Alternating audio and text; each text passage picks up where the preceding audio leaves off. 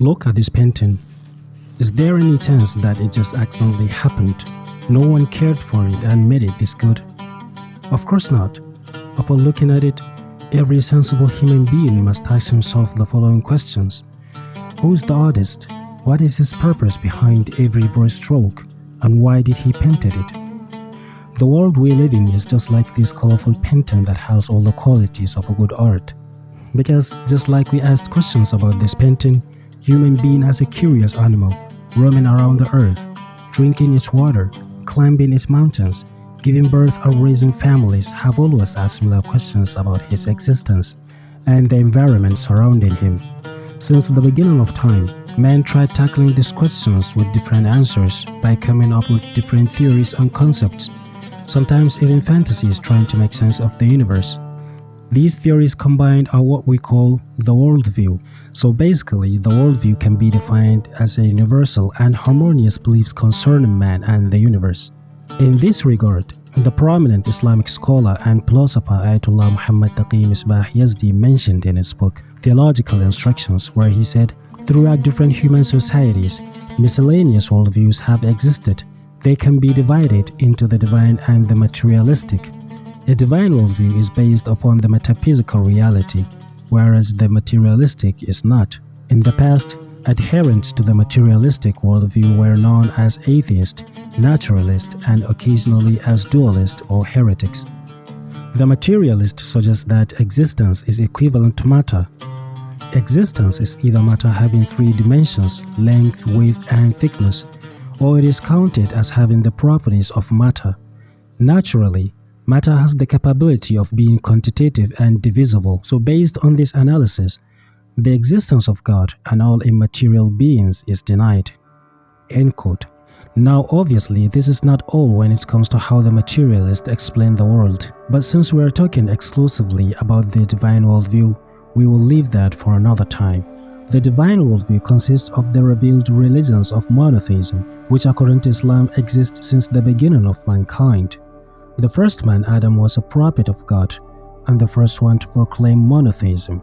Polytheistic religions were said to be the corrupt version of monotheistic religions, and are the result of man following his desire and not adhering to the true guidance. Polytheism is the belief in many gods. Sometimes above the many gods, a religion will have a supreme creator and focus of devotion, as in certain phases of Hinduism. Other polytheistic religions include Buddhism, Greco-Roman religion, Germanic, Scandinavian, Celtic and Slavic mythologies, Middle Eastern religions like the one practiced in Egypt, Indo-Iranian religions like Zoroastrianism, Confucianism, and Taoism in Eastern Asia. The monotheistic religions, among which are Judaism, Christianity, and Islam, have three common fundamental principles when it comes to making sense of the world. The first principle is the belief in God, which means believing that there is only one deity worthy of worship, a supreme being that is universally referred to as God. He is a necessary being that has no beginning or end. He is the cause of each and everything. He created human beings for the sole purpose of reaching their ultimate perfection, and all is dependent on Him. There are many ways in which we can acknowledge God. One of them indicates that we can acknowledge Him through our natural instincts. The author made a chapter in his book where he discussed this phenomenon. He called it cognition through intrinsic nature, where he said, in most of the discourses of saints, Gnostics, and philosophers, we found that knowing God is a natural instinct of man and something that is inherent to him through his intrinsic nature. However, the intrinsic nature of knowing and worshipping God is not with full awareness in a manner that it will suffice ordinary men from intellectual reasoning. One should not forget that the element of knowledge by presence exists in every individual to a lower degree and is perfected through intellectual reasoning. In conclusion, cognition of God based upon intrinsic nature means that man's heart is aware of God, and his spirit has the potentiality of knowing God with full awareness.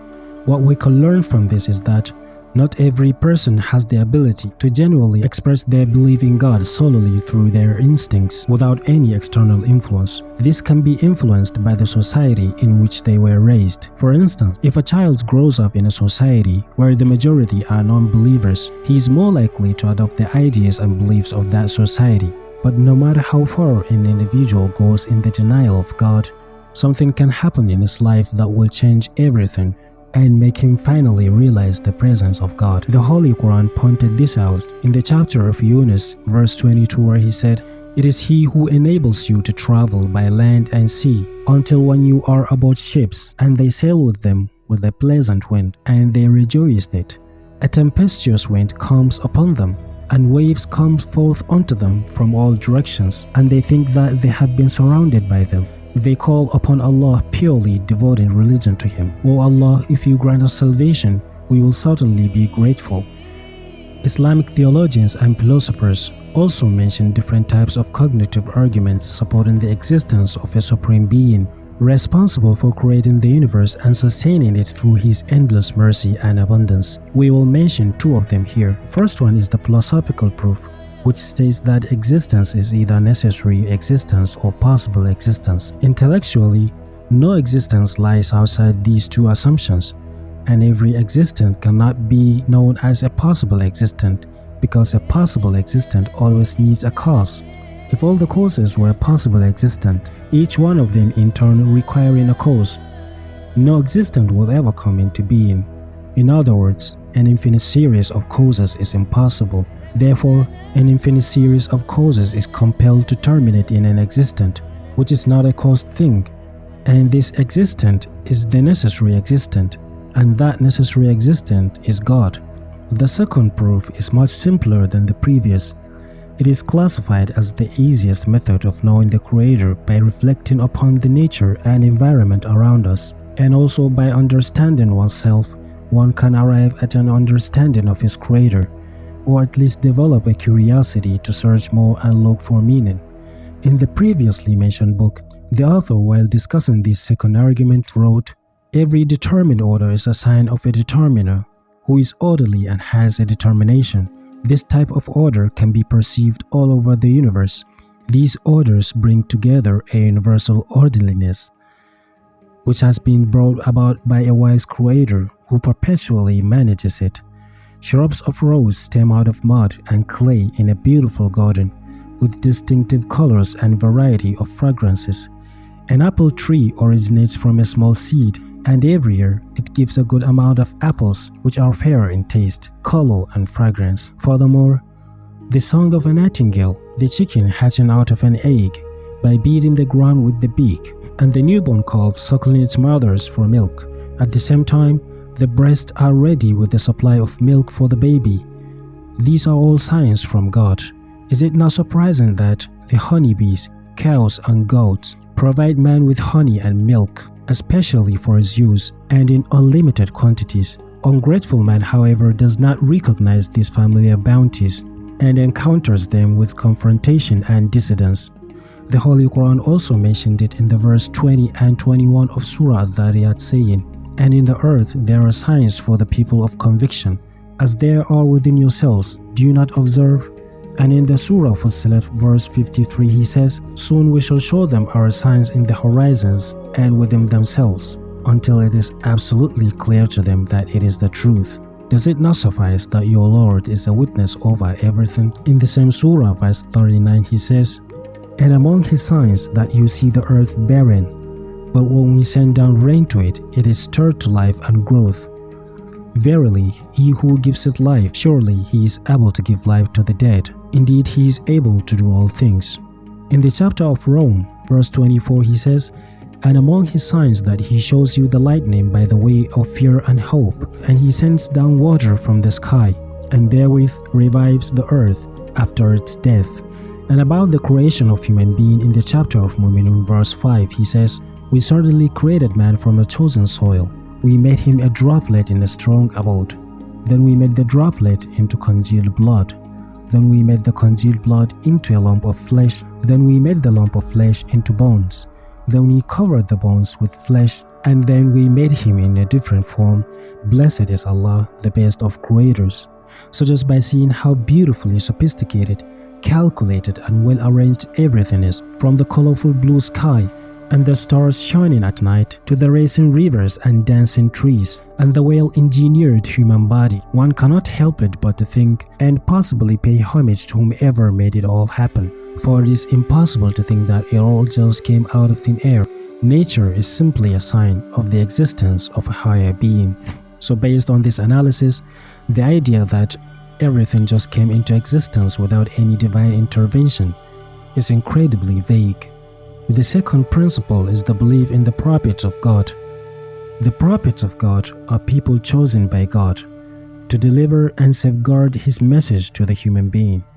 Ayatollah Misbah in his book explained the necessity of the nomination of prophets in 3 points, where he says, the purpose of creation is that by carrying out voluntary actions, one should move in the direction of ultimate perfection, which is only possible through the execution of free will and human volition. In other words, man has been created in order to earn and receive mercies from God through his worship and devotion, and striving towards perfection. The divine will essentially constitutes felicity and perfection for human beings, and this is not possible without voluntary action. Therefore, mankind's life is regulated upon 2 directions, where one leads towards suffering and chastisement, and the other to eternal felicity. These 2 options are subsequently related to the divine will in order to create the conditions of volition. In addition to physical and psychological abilities and essential conditions, the ability to make a conscious decision requires the realization of the differences between the true and false path. To intentionally choose a path towards perfection also requires one to decide between right and wrong. Thus, divine wisdom necessitates that mankind is provided with the appropriate tool in order to distinguish between right and wrong to reach perfection. If this is not the case, the likeness can be compared to a host who invites a guest without giving him the address of his house. It is self-evidential that this type of action is unwise and a reflection of defect and imperfection. The usual and common understandings of people, which are established because of the intellect and sense perception, are insufficient in determining a path of perfection and true felicity in all dimensions. If there is no way to compensate for these limitations, then the ultimate aim of man cannot be realized, and so it becomes a necessity to send prophets in order to guide humankind towards his ultimate purpose, which he could have missed otherwise. The Holy Quran also points this out, where he said, "And had we destroyed them with punishment before him, they will certainly have said, 'Our Lord, if only you had sent us a messenger, we should certainly have followed your verses before being humiliated and disgraced.'" The commander of the faithful, Ali alayhi salam, mentioned in regard to the wisdom of nomination of prophets, where he said, "God the Supreme has sent prophets continuously in order that men remain faithful to their intrinsic nature and are reminded of the forgotten bounties provided by God. This reminder is a propagation and declaration of the truth, in order that the proof is completed upon them. According to Islam, there have been around 124,000 prophets that were sent to human beings, starting with the first man Adam, peace be upon him. 25 of these prophets are mentioned in the Quran. Also, 5 of them are considered to be the greatest of all the prophets. They were given the status of Ulul Azm, the resolute messengers. The third principle is the belief in afterlife. The belief in afterlife is one of the core principles of monotheistic religions.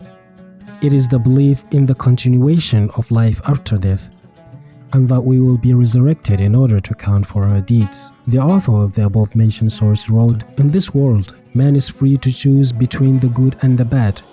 From one side, we will find people who have served their life worshipping God and serving human beings. And from another side, we will see tyrants and oppressors who, for achieving their desires, oppress people and commit crime. The purpose of the creation of man, whilst providing him with all the necessary mechanisms and productive grounds for developing, is that he independently chooses truth over falsehood. By doing so, he arrives at the fruit of his action, for which he has wrought much pain. In reality, man's life is solely for arriving at the reality of his action, which he does through the means of different tests. Even until the last moment of his life, he is accountable for the smallest of his actions. However, we see in this world that tyrants and corrupts do not arrive at the fruit of their action, and on the other hand, they possess a higher share of bounties of this world.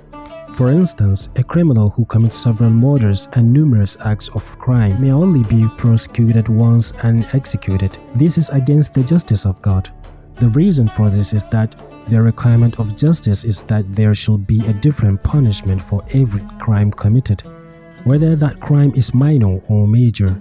Therefore, as this world is filled with tests and responsibilities, there must be another world where the results of these tests and responsibilities is received, so that the justice of God is manifested. This argument is one of the most powerful proofs that have been introduced about the inevitability of resurrection and life after death. The Holy Quran also talks about resurrection, where he responded to the doubts concerning it. In one verse he said, "They say, when we have been lost in the dust, shall we be created anew?" Rather, they disbelieve in the encounter of their Lord. And in another he added, "Say you will be taken away by the angel of death, who has been charged with you. Then you will be brought back to your Lord."